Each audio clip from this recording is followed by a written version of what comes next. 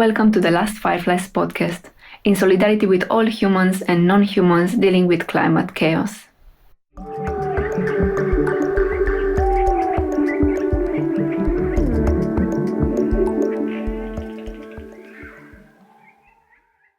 Hello and welcome to the Last Fireflies. We are joined today by Nawi from Poland, with whom we want to talk about organizing for climate struggle. How do you do it in a small group, and what brings you to a bigger movement and all the gossips around that, hopefully. So Nawi, thank you for accepting our invitation. Could you say a few words about yourself so we let our listeners know what's your background? Yes. Thank you for having me. Hi, everyone. My name is Nawojka, but people call me Nawi. As Ani already said, I'm based in Warsaw, Poland. And basically, my journey with climate activism and activism in general started 6 years ago now with Fridays for Future movement in 2019. Then COVID happened and it disrupted a lot, obviously. And then I started working with the GazSystem collective since 2021. I was hired for a position of a gas campaigner for Poland, and I tried to work with grassroots here to organize gas resistance, but because it was so hard, I actually started my own collective that would do local work on gas here. It was called Bombelki Collective, which later, but we will probably get to that, transformed into Ostatnie Pokolenie, which is last generation Poland, and it is like this until today.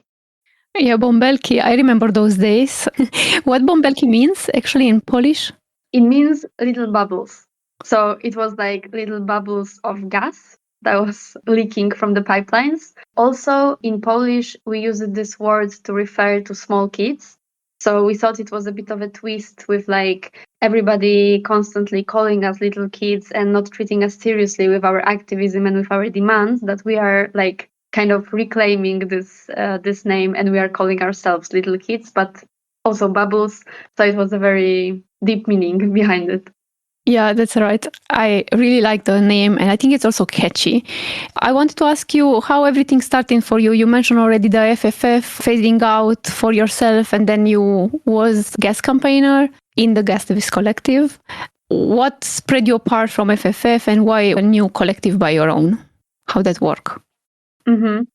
Yeah, I guess because I already mentioned the COVID crisis meant like a big crisis for the grassroots movements as well, because suddenly we couldn't really organize, we couldn't even meet. Everything was so daunting to be on Zoom all the time, every day. Because first I had school and then I would have the movement, but it would be just sitting in front of my laptop. It was awful. It was awful for many people at that time, obviously. But then when like the first waves happened and I started working with gas activists, it didn't really bounce back yet, I could say.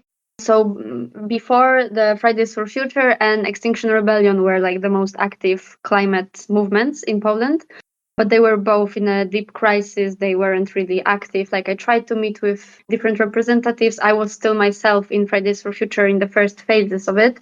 But yeah, it just started to be really daunting. Like nobody really had a plan on how to proceed, because then also next waves were coming as well. We tried to organize online, but it didn't really feel impactful. And at the same time, in Fridays for Future, we had a very flat structure, which wasn't really scalable to how many members we had at different points. So there was a lot of conversation of how do we organize internally? How do we vote on decisions? How do we take decisions in general?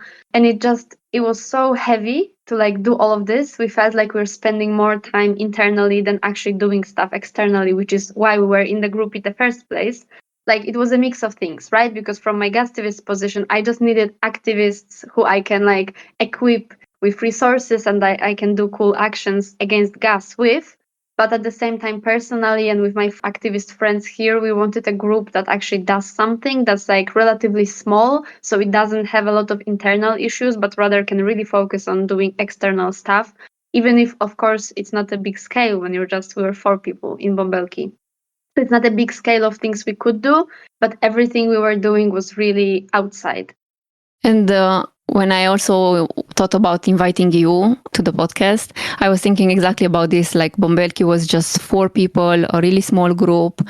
As I understand, in Poland, back in those times, there was already a bit of like narrative around the climate from the FFA, from the XR. There was a bit of movement, let's call it, around, but you still felt like, oh, we can actually make our own group, even if these are existing, because, okay, maybe they don't function as we need or as we want at this present moment for ourselves. And I wonder sometimes how the people can like start something from zero, even if there is something already going on. There's not something that are excluding each other, you know? Because in Romania, I feel sometimes that people don't know how to start a new initiative because we are trying to fit into these things that is somehow working, somehow not. Mm-hmm. I don't know how to start. And to hear that there is a person that actually just say, oh, I will just start my own collective, it sounds nice. And I was wondering how did you construct your narrative, given the fact that there was already a bit of a movement? Mm-hmm. Yeah, I guess I just want to speak to what you said before. I think because we were a small group and we were like a closed group, we didn't invite new members in. We didn't really feel like we are competing for members with the other groups. So that's why it also felt like we wouldn't go into conflict. If we tried to make a new mass movement and invite everybody to join, I think that could be a bit awkward with the dynamics with the other movements. But because we were a small group, like nobody could tell us anything basically. So that's one. And about the narrative, the other movements were not speaking about gas at that moment. Like as the gas activist campaigner, I tried to like talk them into it, I guess. Like I tried to explain to them what is gas, like what is the problem with gas, because the movement was very focused on coal or on general decarbonization, right? But not speaking about gas specifically as a fuel. So I would speak with them about that and they would be like, yes, we get it, but we are not sure if this is something we can take on as like a demand, as a topic that we focus on from now on. So that's why I was like, yeah, I need this work to be done. And if the existing groups will not do it, that's why I need to do it. So the narrative was focused on gas and especially on the build out of new fossil gas infrastructure that was planned to be built in Poland. So that's why our demand was, I guess, stop the gas, stop the new infrastructure that is planned. So that would be the floating gas terminal in Gdańsk and some pipelines. Like there was pipelines built everywhere, but we like kind of chose whenever we could do an action somewhere, we would do that. So it wasn't like a entirely focused campaign on a specific project. We would kind of touch on the general gas infrastructure. And then we focused on a company. So that would be the different thing. The GazSystem is like the one state-owned operator of all the pipelines or the major pipelines in Poland. So they would be responsible for all these different projects. So we chose them as our target. We were kind of speaking more broadly of the lobby or the gas industry, but we would really name and shame this is GazSystem. It's them who are doing this. So, for example, when there was this pipeline being built that required like a clearance of practically all forest, which was like a Natura 2000 site as well. So like a nature protection site, and they still cut down so many trees, and there were just like these logs laying there. It like looked like a complete disaster. We would go there and just like spray paint on all these woods. It's us GazSystem who did this. So they leave their name there, you know? So like people know who's responsible for this. And I think what contributed to our narrative as well was that obviously in 2022, the war, the full-scale Russian invasion on Ukraine happened. So also there was this big push against Russian fossil fuels. So we kind of rode that wave as well regarding the narratives. But instead of saying we need to phase out Russian gas, so let's go for Norwegian gas, we would say gas is in general bad. So if it's an opportunity to get off Russian gas, let's do something else, not gas from just somewhere else. Mm-hmm. Yeah, I know also quite well those moments of 2022 when gas started to be as a topic in the climate movements in general, also due to gas activists partially about their work and so on. I do resonate with the struggles you mentioned around organizing for gas in a moment in which all the groups are working on a slightly different topic and then don't see gas as important. Of course, things changed, but like at the beginning of 2022, it was really about we can't say no more gas at all. Like, oh, the war, it's here. So it's so difficult to mention that. And I remember first action that we did with a gas activist in Romania was a projection on the Romgaz building, which is the gas national company in Romania. And one of the journalists that had the courage to actually write about it and ask us about it was putting really this beautiful question of like how this is perceived generally by the public to say no more gas at all. Mm-hmm. In the times in which your national security is threatened by the war at the borders. And the narrative that gas activists came with of no more Russian gas, then no more gas at all, is really important because this was a moment in which we could push for actually really decarbonizing. Where I want to go with this is that things changed in the last years. I feel like gas, it is now a topic for many of the climate groups and climate actions. But still, I think it's important to underline how small groups are super important to actually start their own thing. And then I was wondering how was it for you to be only 4 people organizing in such a context in which nobody was talking about the issues you wanted to put on the public agenda. You were maybe seen in a specific way from the rest of allies, or maybe allies now, but back then they didn't felt as allies. So how is it to organize in 4 people? That's a good question. Yeah, I think organizing on a topic that people are not really working on yet was at the same time a blessing and a curse. Because, like I said, my goal was to invite as many people as possible to be working on gas. But really, when I was speaking to them as just one person or just one gas activist campaigner, I would go to Fridays for Future or other groups and be like, can you do this? Can you work on gas? Can we do this together? They would only see this at first as like a burden. Like, this is a new fuel, this is a new technicalities. We need to understand all this new information, infrastructure, impacts, what is the possible target and stuff like this. But it didn't really spark joy of like, we can do these creative actions. So for us to be only 4 people just doing these actions was kind of just like walk the talk, like what can gas resistance look like? So of course it wasn't as much impactful for the wider public, or I mean some actions were, but obviously not all of them. But for the movement, it was just like giving them some imagination of how this can look like, what this can be.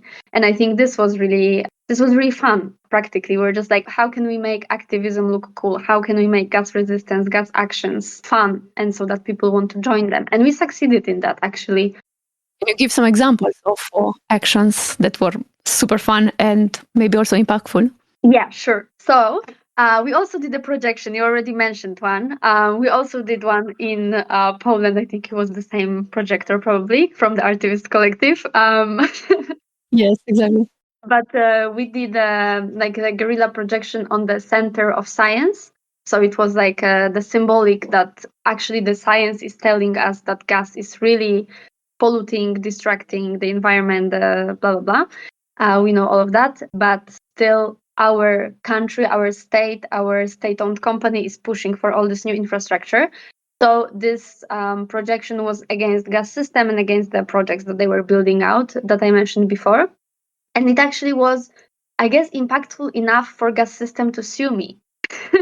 Like, technically, they sued me for an article that I wrote about this action. They were like referring to a quote that I like quoted an activist who was doing the action in my article.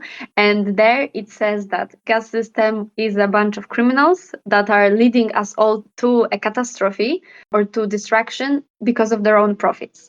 And they really didn't like that sentence. And I was sued for this, and the newspaper that published the article was sued for this because they were saying, obviously, we're not criminals because we're legal activities, we're a state-owned company, we can't do anything illegal, and like stupid points like this they were making in the lawsuit. But then we were like, they are trying to silence us, and we cannot allow them to do this. So we actually need to be even louder than before about what they do. So we went in front of their headquarters. And you know how when people have aggressive dogs in their backyards, they will put up these signs of like, beware, this dog is aggressive. So like, I guess to scare off the people to not enter the property. So we would make these placards that would put the GazSystem logo together with an image of an aggressive dog and be like, beware, this company can sue you if you are speaking about what they do. And we would put these like in front of the headquarters. So it was really funny, actually, you know, like aside of obviously the lawsuit was a big deal and it was stressful and everything, we tried to also find like joy and just like kind of make fun of them. Mm-hmm. Yeah, that's a really good approach to it, but it's also really courageous. Did you feel like you had enough support for your lawsuit from your colleagues in Bombelki, I guess, but also like some financial support of a kind with lawyers? Fortunately not, because our allies helped us with organizing lawyers who do this for free. So like this was the biggest thing, that Helsinki Foundation for Human Rights, they do this, right? Like they do this as a foundation, that they defend activists who are wrongly repressed. So fortunately, they decided to represent me in my case, and it was a huge relief. So I think this situation would be completely different now if it wasn't for them. But because they decided to help, I basically could just invent what stupid actions I can do, because I didn't have to like go through all the documents and understand every like lawyer style nuance, right? Mhm. Yeah, and that's really not the case for many Eastern European and not only countries in which some people are afraid of this repression that can come quite strongly on small groups also. It's upon what kind of actions do we take as a beginning, because I don't think Bombelki just started directly with the biggest risky actions from the start. Like, I think people can choose their degree of risk that they take and still have a bit of an impact. And what do you think was the success of your group of 4 people that you were, if you can identify small successes you had? Yeah, I think we succeeded in our main mission, which was making activism seem fun and cool again after all this COVID crisis. Because people got excited, people were asking constantly if they can join us. So at one point, we actually decided to like open the doors and invite new people in.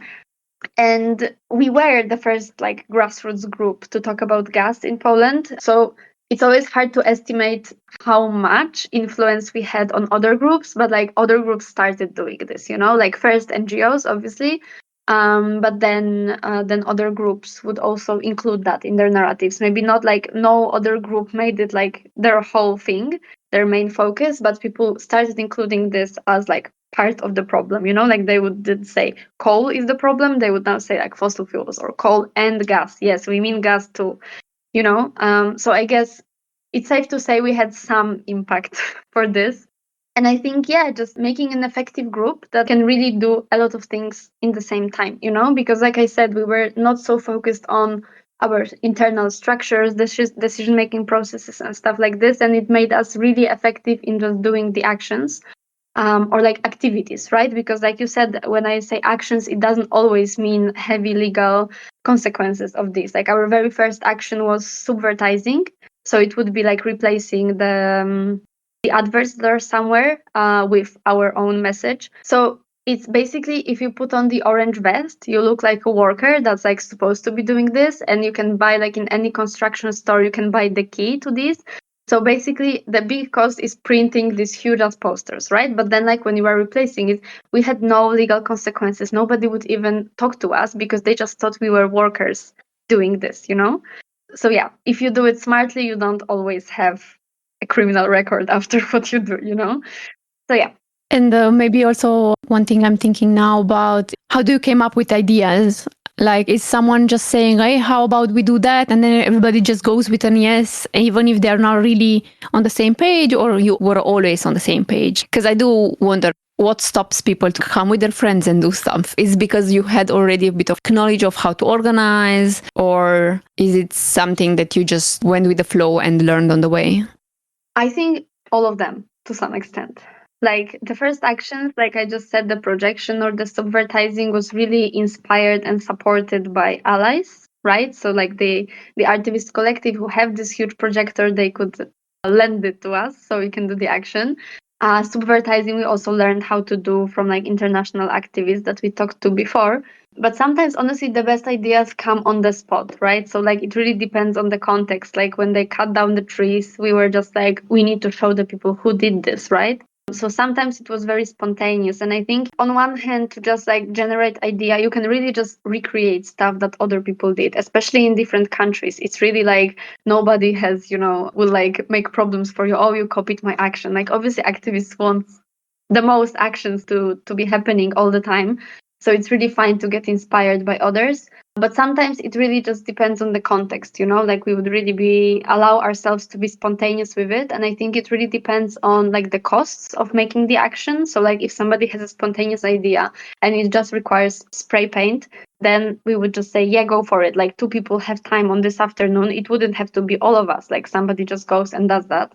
If it's like a serious action that requires engaging like anti-repression structures because there's a risk that somebody will go to the police station, if there's like even more people needed that we need to mobilize, of course, then it's a bigger discussion.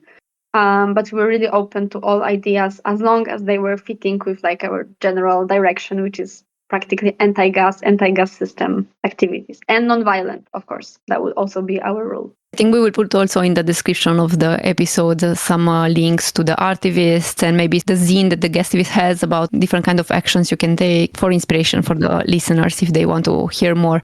And these collectives also work with many others, and I'm pretty sure there are a lot of resources that people can access. And just if you like beautiful action, just contact the people. I'm pretty sure like they would be happy to hear, oh, I want to do the same thing in my country. Can you help me out to understand how you did it, in case people don't know exactly how to organize their action.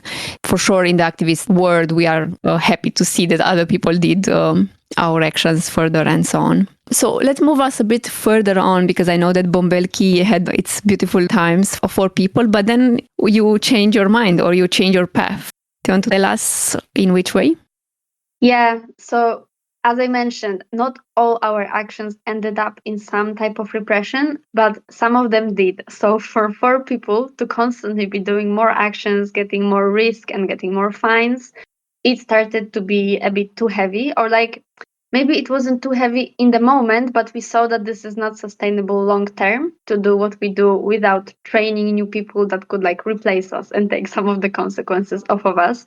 So that's why we kind of felt maybe this is a plan, especially that we had people who wanted to join us, right? So it just felt like a natural step. So another reason was that, like I said, XR and Fridays for Future never kind of bounced back fully. And there was another movement, another group that was there. It was the climate solidarity movement, which also was struggling at that time. So we kind of felt like this is the time where actually there isn't a big movement that people can join, right? Because before we used to say, you cannot join bombelki, but you can join these other groups that are open. Now there wasn't really another group that we could like ask people to join them. So that's why we're like, okay, maybe all of these reasons might mean this is actually the time where we open up our structures.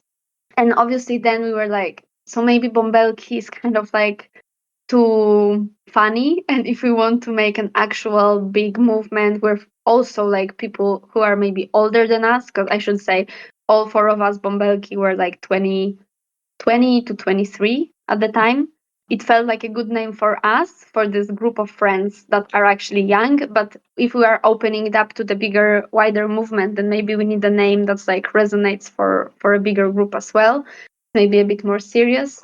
It also coincided with us being really inspired and wanting to join the A22 network. So this is like the network, the global network of movements that have a very specific structure and way of doing things with civil disobedience as well. So stuff like Just Stop Oil in the UK or Last Generation, I think in Italy, in Germany, these sorts of movements. We wanted to basically create a movement that would be like them. And this was again because we really wanted to avoid the problems that we had back in Fridays for Future, that we would be a big group. We don't know how to take decisions. Everything's super overwhelming when we need to like ask everybody for their opinion on the smallest things. So it kind of felt like an easy catch to like catch on to this bigger coalition that they will like give us their structures. And they actually had like the structure is that there is a core team. They have the most decision-making power, but they are delegating specific like mandates of specific teams to the working groups like media and communications, anti-repression, blah, blah, blah. And this is how we are operating currently.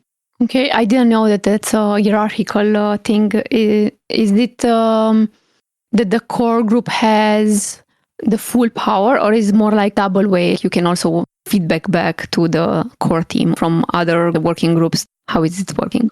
No, there is a lot of like consultation happening on many stages of the decision making, but basically the core team is like the one that can take the final decision on something.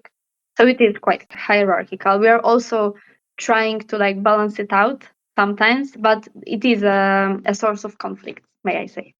And how many people are in the last generation Poland, approximately? Like 200, I think. Yeah.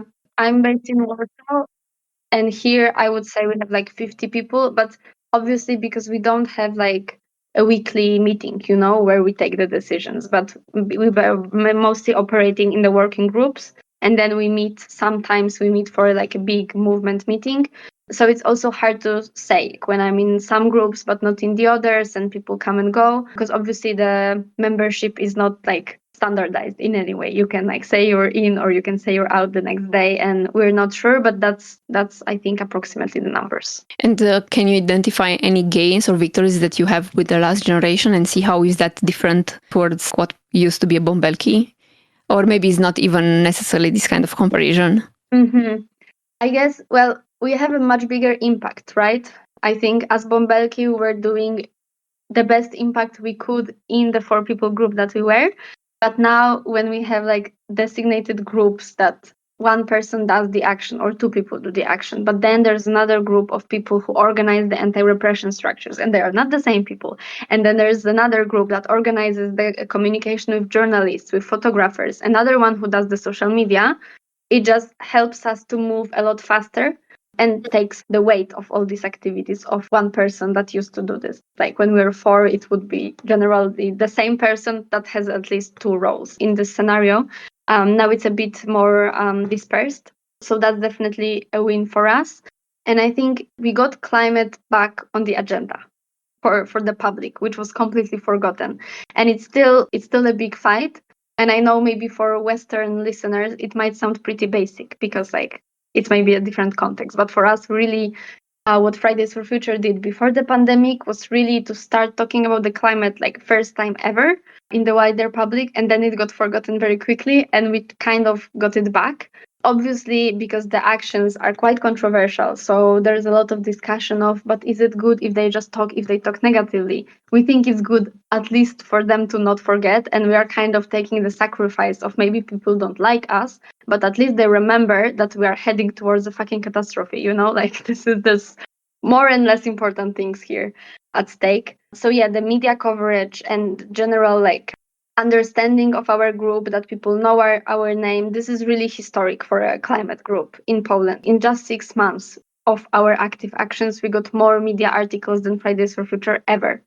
So unfortunately, I'm saying unfortunately because there's a lot of cost to these disruptive tactics and there's a lot of negative emotions associated. But unfortunately, in this reality, this works much more effectively than any other thing that people could just say, yes, good that kids are fighting for their future, but I don't really care. Like we have to have people negatively engaged with their emotions. Otherwise, they just don't care. And this indifference is the worst thing, in my opinion.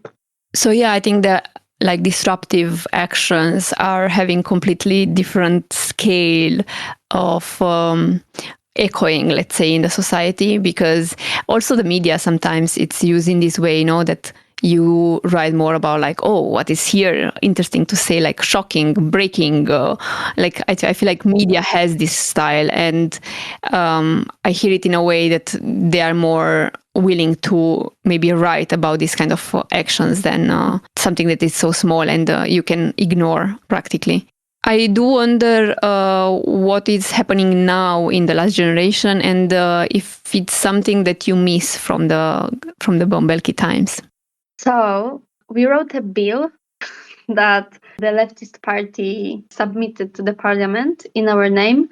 And this bill, if passed, obviously makes our demands into reality. So it's about public transport, redirecting funds from building new high emission infrastructure like highways and freeways, taking that money out and giving it to public transport, so railway, buses, blah, blah.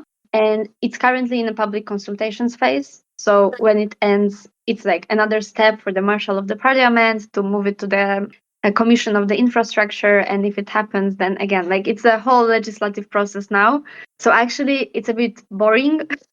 But it also puts us kind of as a serious player in the game, right? Because we're not just the people that are gluing themselves to the street, we are also people who write bills. So this is good on one hand, but on the other, it really feels like we entered the big game. And that I miss from bombelki times where we were just silly gooses, like making actions. And of course, like we wanted to have the best impact we can. So this is the normal next step. Like this is where we go. But it's sad because like it really feels like we're really struggling not to get too drenched into this politics reality, which is really, how to say, like slimy, and just like these people are really trained manipulators. So discussing with them when they promise us something, when we need to talk to them on the consultations or something, it's really stressful to like not lose ourselves in it, but at the same time have results. So in some ways, it's more comfortable to just be doing actions and not really mess with the politics. But it felt kind of also that we need to propose something, otherwise we would just not be treated seriously. Yeah, and the whole conversation about are you only against stuff or also pro stuff? Mm-hmm. And you also have to like come with some solutions. But I think what I hear and makes me sad is that I do wonder how this direction really cuts down from the anti-capitalist potential of a movement. So when you are in the street, sometimes like system change, not climate change, or we are shouting, and then when you are forced to come with the solutions, you're like forced to come into the system that already exists to do some kind of a change, and that's really against what we sometimes imagine on like the potentiality of the streets. Really imagine something else, not only like, oh, stop that specific industry like in our city, but more like how do we really reshift the way we are organizing our society. And I think bombelki had that kind of potential of like growing into a movement that actually contests this status quo more than maybe last generation has. And I do wonder if you felt this kind of difference with the bills and the, like kind of this approach to demands and to solutions, if you feel that there is also a step aside of what maybe sometimes imagination creates.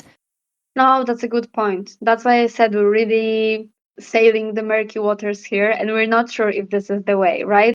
Of course, now the bill is there, so we will like keep our eyes on it and see what happens. But it's not necessary that the next demand that we have, we would do the same way, you know, like we have to explore other ways, because to us, it's also a way of kind of delegitimizing the political system. We are showing like clearly the science is saying this bill is obviously just a drop in the ocean of what needs to be done for the climate crisis, right? Like, so it should be really easy to pass this. It's like a very logical step to do this.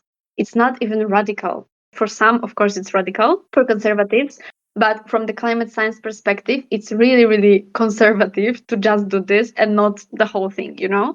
So if this bill isn't passed after all, it just shows that in this political system, we cannot do this change, you know? And some of us, hardcore activists from years, we already know this. So it feels like, do we really need to do this history all over again? But unfortunately, for so many people, it's still not consensus. People are really disillusioned with the politics, but they don't believe in changing it into something else, you know? Like so many Polish people hate politics and politicians and say, oh, this is all fact. Yes, but what else can we have? And they will also say, no, the anarchists, they don't understand anything. People will just complain, but not really understand there's another way. So it is also a job for the movement, which sucks because it's so fucking hard. And like, I never signed up to rethink the whole system, right? But it's kind of where we are, that we have to propose something that will feel like it makes sense for people. And I think this is the biggest job that's ahead of us, not even this bill. Yeah, I think also what a movement means, at least for me, it's really like a conglomerate of different stuff, like better education or better transport, all that. It's a really good outcome. It's really a question of like how much do we push in one direction or another. If it makes life easier and with a good impact on the earth and earth systems, I will go for it. but it's a question for myself where my energy goes to. And sometimes it will go into this kind of like a bill that can maybe solve something on a short term and a closer term, and then still do not give up my radical stance of actually we really need another system. So maybe it's a fight on two levels, but it's really important to remember that there is a bigger level than that and to keep the fight for it. Yeah. 100%. And now I will invite you to another section, on the section on how to. And here we put some music and a transition.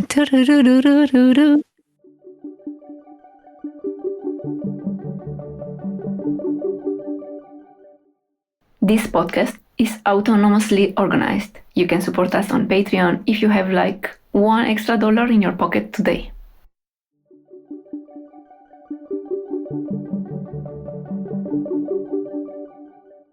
So yeah, we do have these how-to sections in our podcast. And I wanted to ask you about what is called strategy meetings. And I was wondering if you can tell us how you organize such meetings in Bombelki and what did you talk through, how long they last, what you had in mind, maybe tell us about the first agenda. So people that hear us can know, okay, if I have 4 friends and we think alike, how do we actually strategize? So maybe we can share some of that knowledge with our listeners. Sure, yeah. I think my biggest take is to not get too stressed out about strategy. Like it sounds like a big word, but it really means direction. So we understand what we're doing. So we're not all pushing into different directions and it doesn't make sense after all. So we're all putting our forces into the same thing so we actually have the best outcome. But you can scale how complicated and detailed that is. And I think a small group in itself is easier to steer because it's easier to get understanding of all people when they are just discussing, when it's a small group. To me, it's mostly starting with context. So first we need to understand what is happening, who is doing what to us that we want to change, right? So like who is the bad guy? What is the bad project that we want to stop? Or what is the good change that we want to push for? And then, yeah, how to stop the bad guys or how to help the good guys, right? Because maybe the bombelki example is when we are starting something from scratch, but sometimes maybe it's not about starting something from scratch, but supporting an already existing initiative with new forces. And then we need to have a reality check because obviously this context mapping might be very daunting that like there's so much stuff, there is no way we will ever address all of it. Yeah, who is the good guy? Who is the bad guy? We really have to understand who are the players into that and try to see where our focus goes to, no? Like, yeah, you can make a list of all the bad guys and all the good stuff you're working for, but maybe you want to have some priorities that makes you move and make the next step. Yeah, exactly. Really understand what is in our reach. It can't be too easy, right? It has to be an ambitious step, but something that we can really reach as well. So yeah, then it just goes into concrete activities and some sort of a timeline. So we really understand what our plan is, right? Like what do we want to do? What needs to happen before? If we're doing an action, maybe we need to contact somebody first. Maybe we need to check the consequences. We need to check what materials, where do we buy them, stuff like this. And then put it on a timeline to understand when all of that needs to happen for us to make it in time.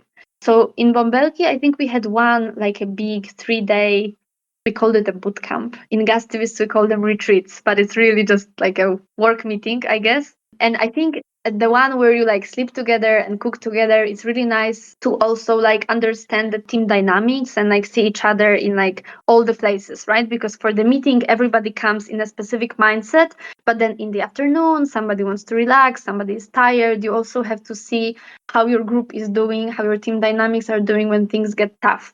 Because in the beginning, it's great when everybody's excited, but then people can get frustrated, people can get just tired, not motivated, cannot do the stuff. So it's important to also know each other to the extent where you like can take accountability from somebody and you go into conflict sometimes, but it's not conflict that results in blowing up the whole group. Like you need to understand how to be in conflict with each other that also leads to resolution of that conflict, of that tension afterwards.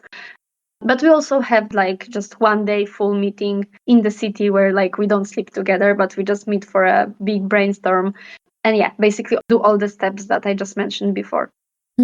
Oh, thank you very much. I hope that those people that are listening to us and really want to start to fight the system in a way or another can come together and sleep together, as you said. Sounded more like you're promoting something else. I think the idea was to just stay all in the same place for a while.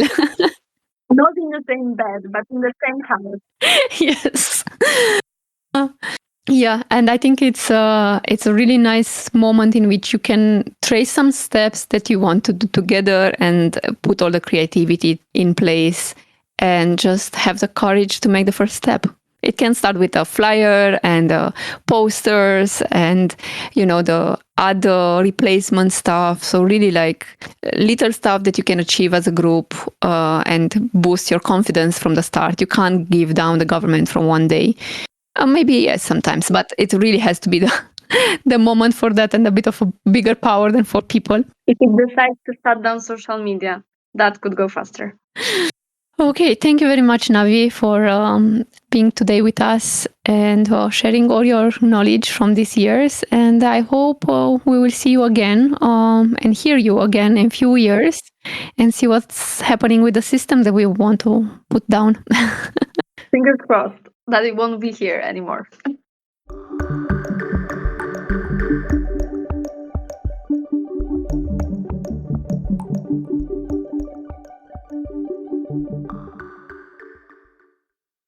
If you would like to support our work, you can do that by interacting with and sharing episodes on social media and subscribing to our YouTube channel.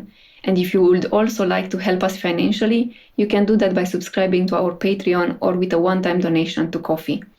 As you know, in recent years, there has been quite serious legal crackdown on climate activism in Europe in general, and also a growth of the far right in many countries, which are very fossil fuel oriented. It's becoming harder and harder to do climate activism, especially in places where the movement is very small and hasn't reached the critical mass, like Romania. This has been very difficult for the growth of the movement. With that in mind, we imagine this project also as a redistributive project. As we said, the members of this collective are involved in the climate movement in Romania in one way or the other. So the earnings from this project will go first of all to provide a part-time income for some of the members of the pod, which will allow us to do more work and take more rest in organizing. And after a certain threshold, we both like to redistribute this money to climate groups and individuals doing important work on climate change in Romania and the Balkans and Eastern Europe. And even supporting us with a $2 subscription in this effort would mean a lot to us. Thank you very much for listening and hope to hear you later and see you on Patreon.